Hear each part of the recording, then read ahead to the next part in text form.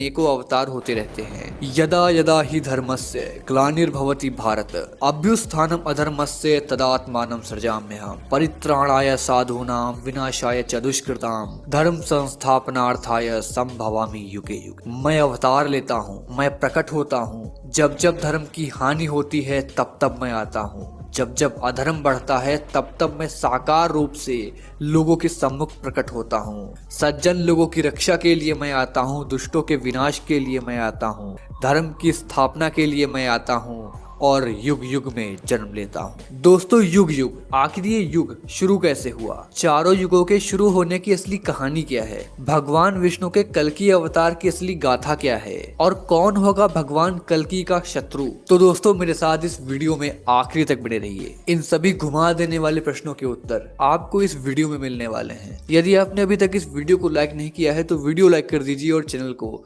Subscribe करके बगल वाला बेल आइकन जरूर दबाइए। मित्रों, कैसे हुआ चारों युगों का आरंभ? ये बात तो हम सभी जानते हैं कि हिंदू पुराणों के अनुसार कालखंड यानी समय को 4 युगों में बांटा गया है और इसी कालखंड को सतयुग, त्रेता युग, द्वापर युग, कलयुग के नाम से जाना जाता है। हिंदू पुराणों में ऐसा माना जाता है कि जब भी किसी कालखंड में उस समय के परिस्थिति मानकों के अनुसार धर्म का लोप होता है तो भगवान श्री हरि अवतरित होकर अधर्मियों का विनाश करते हैं और फिर तीनों लोकों में धर्म की स्थापना करते हैं, जिसके बाद एक नए कालखंड यानी कि एक नए युग का आरंभ होता है। तो दोस्तों, आइए जानते हैं कि पुराणों के अनुसार सतयुग, त्रेता युग, द्वापर युग और कलयुग का आरंभ और अंत कैसे हुआ।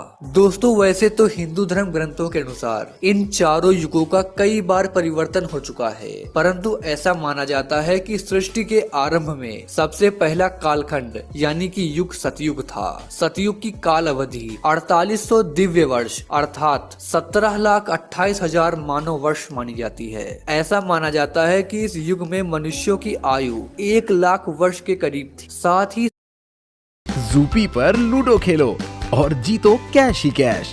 विनिंग्स को तुरंत विड्रॉ। युग में पाप की मात्रा 0 विश्वा अर्थात 0% थी, जबकि इस युग में पुण्य की मात्रा 20 विश्वा यानी कि 100% होती है। फिर भी इस युग में श्री हरि मत्स्य, कूर्म, वराह और नरसिंह रूप में अवतरित हुए थे। मित्रों, अब सवाल ये उठता है कि जब सतयुग में पाप नहीं था तो फिर श्री हरि इन रूपों में क्यों अवतरित हुए? तो दर्शकों, आपको बता दूं कि जब परमपिता ब्रह्मा ने इस सृष्टि की रचना की तो उस समय देवों, मनुष्यों, नागों, गंधर्वों आदि के साथ दैत्यों की भी उत्पत्ति हुई थी ताकि सृष्टि का संतुलन बना रहे। और इसी संतुलन को बनाए रखने के लिए सतयुग में श्री हरि शंखासुर, हिरण्याक्ष दैत्य और हिरण्यकश्यप का वध करने के लिए विभिन्न रूपों में अवतरित हुए थे। हिंदू धर्म ग्रंथों की माने तो चूंकि उस समय मनुष्य अपने विकास की ओर अग्रसर हो रहा था, अर्थात मनुष्य जानवरों से धीरे धीरे अपने वास्तविक रूप में आ रहा था। इसके अलावा भगवान श्री हरि के ये सारे अवतार मानव के विकास का प्रतीक माने जाते हैं। मित्रों, सतयुग की समाप्ति के बाद त्रेता युग आया। इस युग की बात करें तो इस युग में श्री हरि ने वामन और श्री राम का अवतार लिया, जबकि परशुराम के रूप में उन्होंने अंशावतार लिया था। इस युग की काल अवधि 3600 दिव्य वर्ष अर्थात 12,96,000 मानव वर्ष माना जाता है। इस युग में मनुष्यों की उम्र 10,000 वर्ष हुआ करती थी, जबकि लंबाई 100 से 150 फीट हुआ करती थी। इस युग में पाप की मात्रा 5 विश्वा अर्थात 25% थी, जबकि पुण्य की मात्रा 15 विश्वा यानी कि 75% थी। इस युग में रावण, कुंभकर्ण, बाली, अहिरावण जैसे अत्याचारी राजा हुआ करते थे, जो अपने बल व अहंकार में आकर तीनों लोक के प्राणियों पर अत्याचार किया करते थे, जिस कारणवश भगवान श्री हरि राम बल और अहंकार को मिटाने के लिए अवतरित हुए और इन अत्याचारियों का नाश किया। मित्रों, जब वे अयोध्या वापस आए तो उन्होंने कई वर्षों तक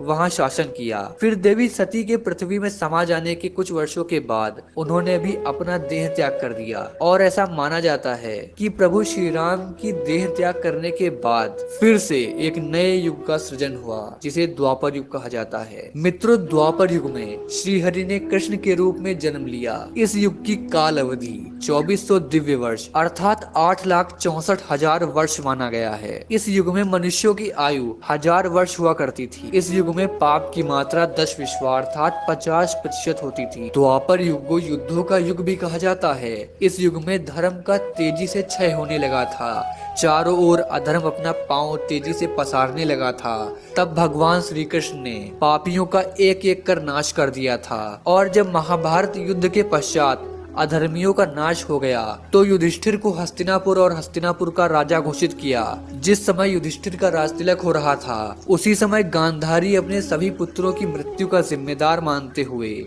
भगवान श्री कृष्ण को श्राप दिया। गांधारी ने भगवान श्री कृष्ण को श्राप देते हुए कहा था कि कृष्ण, जिस तरह तुमने मेरे कुल का नाश किया, उसी तरह तुम्हारे कुल का भी नाश होगा। उसके बाद पांडवों ने 36 साल तक हस्तिनापुर पर राज किया। फिर गांधारी के दिए गए श्राप के कारण भगवान श्री कृष्ण की द्वारिका नगरी की स्थिति दिन ब दिन बिगड़ने लगी। द्वारिका वासी मदिरा पीकर आपस में ही लड़ने लगे और एक दूसरे को मारने लगे। यह देखकर एक दिन भगवान श्री कृष्ण पूरे यादव वंश को प्रभास ले आए, परंतु वहां भी श्राप के कारण संपूर्ण यादव वंश एक दूसरे के खून के प्यासे हो गए और अंत में हालात इतने बिगड़ गए कि पूरा यादव वंश खत्म हो गया। उसके बाद एक दिन भगवान श्री कृष्ण एक वृक्ष के नीचे विश्राम कर रहे थे। उसी समय किसी शिकारी ने भगवान श्री कृष्ण पर निशाना साधा। क्योंकि भगवान ने मृत्यु लोक में जन्म लिया था, इसलिए इस मनुष्य रूपी शरीर को एक न एक दिन छोड़ना ही था। अतः भगवान श्री कृष्ण ने अपना देह त्याग कर दिया और बैकुंठ वापस चले गए। मित्रों, उधर इस बात की सूचना युधिष्ठिर को मिली तो उनको भी समझ में आ गया कि अब उनके जीवन का उद्देश्य खत्म हो चुका है। द्वापर युग इस समय अपनी समाप्ति की ओर था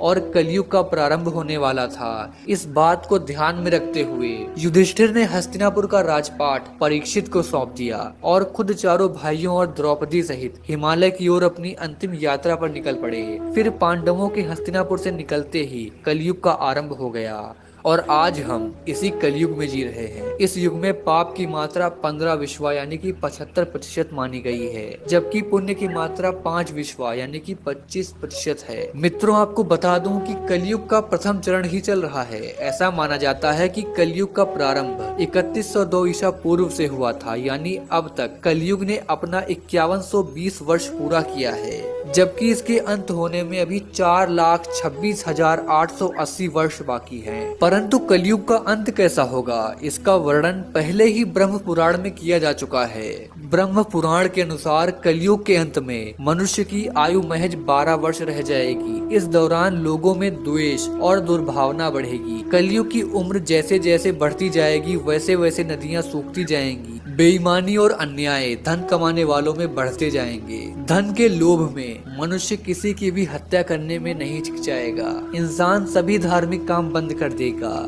गाय दूध देना बंद कर देगी। मानवता नष्ट हो जाएगी। लड़कियां बिल्कुल भी सुरक्षित नहीं होंगी। उनका अपने ही घर में शोषण होने लगेगा। अपने ही घर के लोग उनके साथ व्यभिचार करने लगेंगे। सभी रिश्ते नाते खत्म होने लगेंगे। जब आतंक अपनी चरम सीमा पर होगा, तब भगवान श्री हरि का कल्कि अवतार इस पृथ्वी पर प्रकट होगा और वो एक एक कर अधर्मियों का नाश करेंगे और उसके बाद एक बार फिर से एक नए युग का आरंभ होगा। दोस्तों, आपको बता दूं कि अभी तक युग परिवर्तन का यह 22वां चक्र चल रहा है और परिवर्तन युग के समाप्त